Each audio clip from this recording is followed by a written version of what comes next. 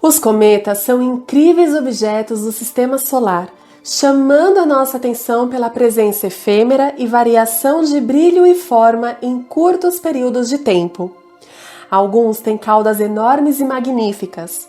No passado, eles foram associados a deuses enfurecidos. Hoje, são associados à água e aos compostos orgânicos, ambos fundamentais para a existência da biosfera terrestre. Na época da formação do Sistema Solar, os cometas tiveram um importante papel na formação dos planetas, suprindo-os com matéria sólida e gasosa.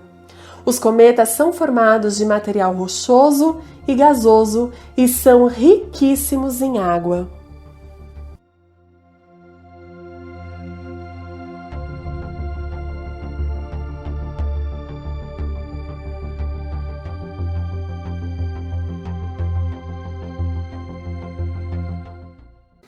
Geralmente os encontramos em duas regiões do Sistema Solar. A primeira, mais adiante de Netuno, conhecida também como Transnetuniana, e na nuvem de Oort. Também é possível encontrar cometas agrupados em famílias associadas aos planetas gigantes. A família mais numerosa é a família de Júpiter. A região transnetuniana, também conhecida como Cinturão de Edgeworth-Kuiper, é uma região que se estende por cerca de 150 unidades astronômicas. Esse cinturão foi predito por cálculos matemáticos pelos astrônomos Kenneth Edgeworth e Gerhard Kuiper. A nuvem de Oort teve sua existência proposta por Ernest Julius Zopf em 1932 e Jean Oort em 1950. É uma extensa região esférica que circunda o Sistema Solar, podendo chegar a uma distância de até 50.000 unidades astronômicas do Sol. A nuvem de Oort é considerada o limite externo do Sistema Solar e ela pode chegar a uma distância de cerca de 1/5 da estrela mais próxima do Sol. Os cometas são resíduos da formação do Sistema Solar. Sua composição química deriva da nuvem primordial que deu origem ao nosso sistema. Eles foram formados em regiões mais externas do disco protoplanetário, onde as baixas temperaturas permitiram que compostos voláteis se condensassem. Em sua órbita ao redor do Sol, os cometas podem ser classificados em longo ou curto período. Cometas de longo período são aqueles cujos períodos orbitais situam-se entre 200 anos a milhares de anos. Eles são classificados com a letra C.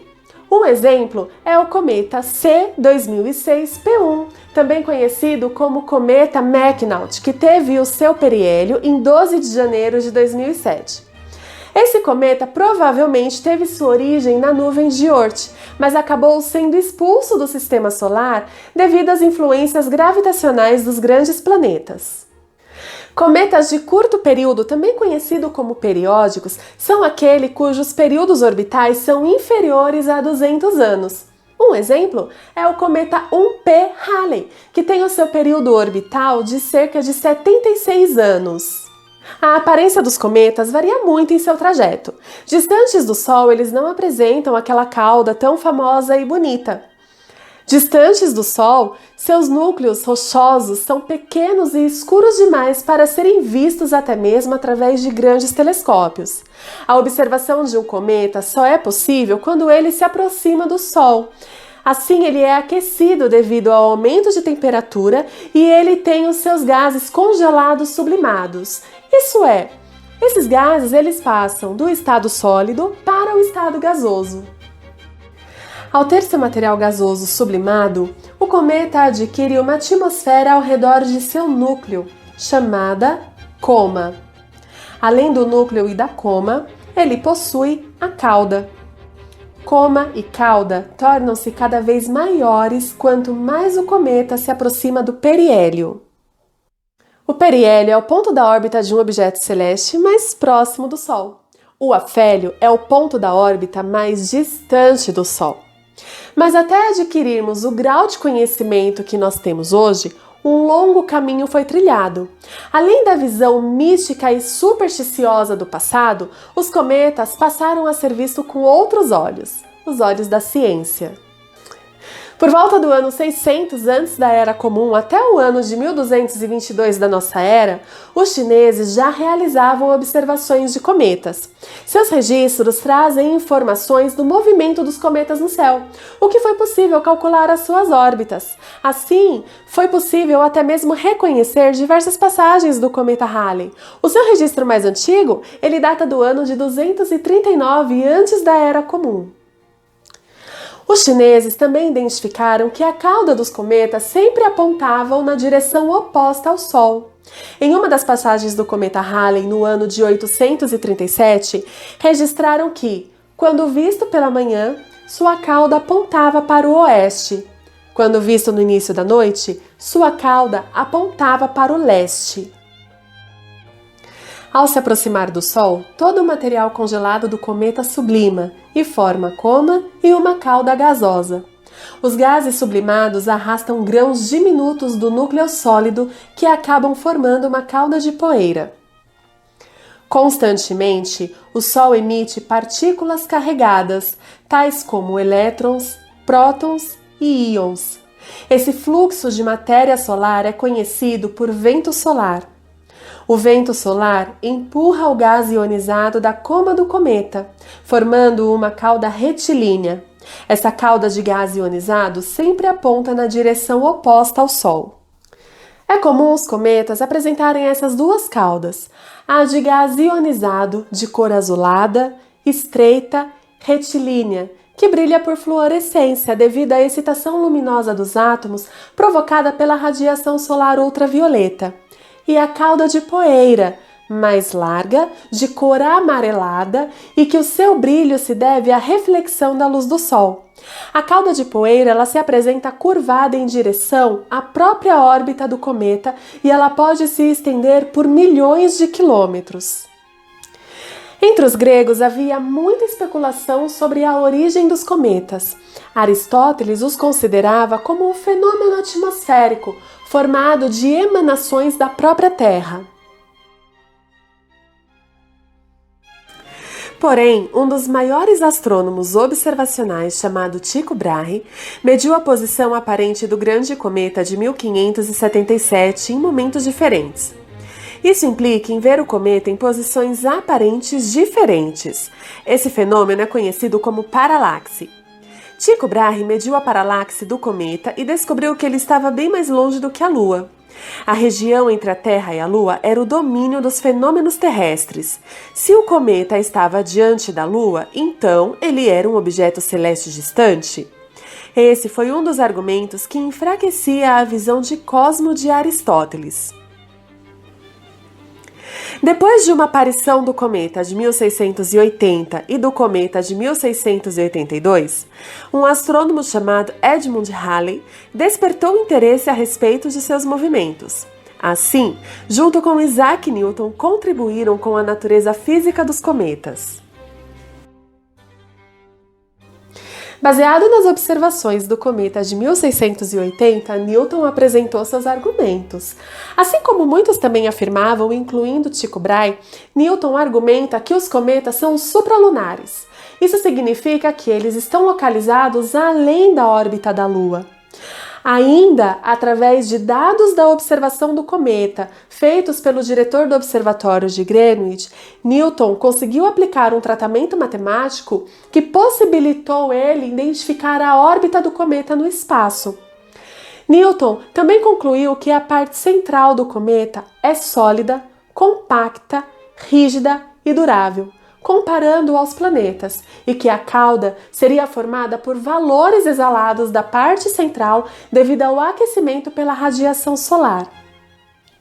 Dentre outras observações realizadas por Newton, ele explicou a curvatura da cauda, onde a velocidade da matéria diminuía conforme se afastava da região central.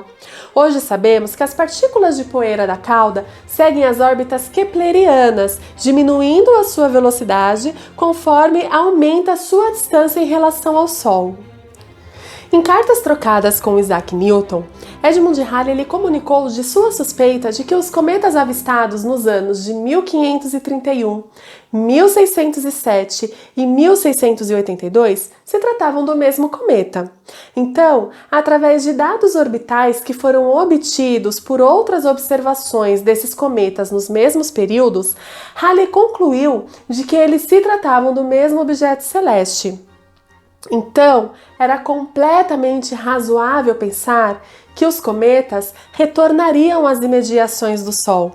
O cometa estudado por Halley teria o seu retorno previsto para o ano de 1758. De fato, o cometa retornou. Ele teve o seu periélio em 12 de março de 1759. Edmund Halley já não estava mais vivo para presenciar o retorno deste cometa. E assim, este cometa recebeu o seu nome. O cometa 1P Halley teve a sua última passagem pelo periélio em 9 de fevereiro de 1986. Com o avançar do tempo e dentre tantas outras descobertas, uma das mais audaciosas missões ocorreram na nossa era. A missão Rosetta enviou uma sonda para se encontrar com o cometa, orbitá-lo em sua trajetória em torno do Sol e pousar uma sonda secundária em sua superfície. Lançada em 2 de março de 2004, a sonda Rosetta tinha como destino o cometa 67P Churyumov-Gerasimenko, um cometa que pertence à família de Júpiter. Durante toda a sua aproximação, imagens incríveis passaram a ser registradas do cometa 67P. Dentre elas, jatos de gás que se intensificavam conforme sua aproximação ao Sol ocorria. Após 10 anos, o módulo de pouso Philae foi lançado à superfície do cometa em 12 de novembro de 2014. A missão Rosetta chegou ao fim em 30 de setembro de 2016. Seus dados ainda contribuem com novos estudos que surgem, dentre eles a identificação de fósforo e glicina, que são compostos orgânicos na composição do cometa. A possibilidade de que os cometas contribuíram com o fornecimento de água e moléculas orgânicas tão essenciais para o surgimento da vida na Terra é uma antiga discussão entre os cientistas. A glicina, um dos mais simples aminoácidos, foi encontrada diretamente repetidas vezes na coma do cometa 67P. Aminoácidos são compostos orgânicos que contêm carbono, oxigênio, nitrogênio e hidrogênio, formando a base das proteínas. Além disso, também foram identificados compostos orgânicos que podem ser precursores da glicina. O fósforo, um elemento encontrado na estrutura do DNA, em membranas celulares e como elementos chaves nos organismos vivos, também foi identificado no cometa 67P. Os cometas ainda possuem os registros químicos e físicos de uma história de cerca de 4,6 bilhões de anos, provenientes da nuvem solar primordial que deu origem ao processo de formação planetária. De fato, esses incríveis objetos celestes merecem muito da nossa atenção.